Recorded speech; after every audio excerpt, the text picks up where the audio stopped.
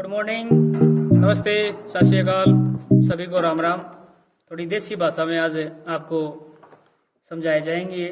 NCERT का जो exam हुआ था हमारा 3 मार्च 2023 को, तो जो पेपर आया हुआ है जिसका सेट है 1, आज हम आपको उसका सोल्व करके बताया जाएगा ये क्या क्या क्वेश्चन आए थे और कैसा हुआ था। 2.5 घंटे का था जिसमें 25 नंबर के आपके हैं मॉडल और ज्योमेट्री आई हुई थी कुछ। ये कुछ डेफिनेशन दे रखी है जो बच्चों को पढ़नी थी। भाई सभी हमारी ये प्रश्न 1 से 8 तक एक अंक के हैं। उसके बाद में 9 से 12 5 अंकों के और 13 प्रश्न संख्या है 13 पिंड ज्योमेट्री है जो सॉलिड ज्योमेट्री जिसको बोलते हैं, वो 7 अंक की आई हुई है। आगे बढ़ा मॉडल सीट भाग से पर अपना सीट नंबर अवश्य लिखिए। प्रश्न संख्या 14 मॉडल ड्राइंग के 25 अंक है भाई। पहला जो सवाल है 1 अंक का, जो पहला क्या दिया हुआ है, सरल कोण कितने अंश का होता है। तो जो कोण है उसके अंदर दिया हुआ है, जैसे समकोण आ गया, सरल कोण आ गया, न्यून कोण, अधिक कोण। ये जो कोण है 5 प्रकार के, इसमें सरल कोण कितने अंश का होता है ये पूछा हुआ है इन्होंने। तो सरल कोण है जो सरल ही हो गया, कोण जो सरल होता है, जो सिंपल जो है, ये होता है 180 अंश का। इसको हम सरल कोण बोलते हैं भाई। अगला है हमारा, अगला क्वेश्चन है 2 नंबर।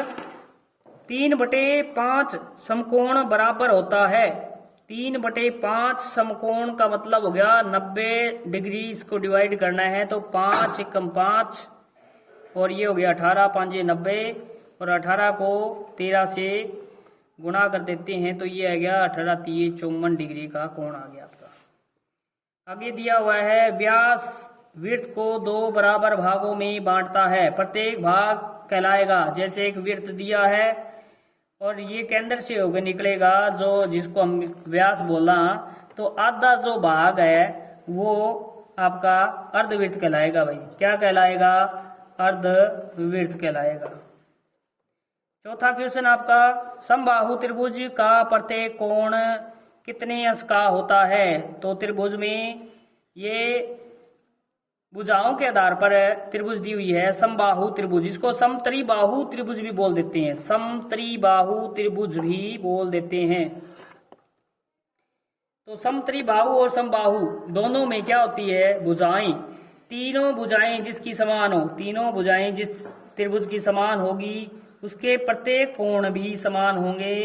तो प्रत्येक कोण का मतलब है त्रिभुज का टोटल जो योग होता है वो 180 डिग्री है। तो 180 भाग में 3 तो क्या आ जाएगा, 60 डिग्री के कोण आ जाएंगे इसमें, 60 के तीनों कोण।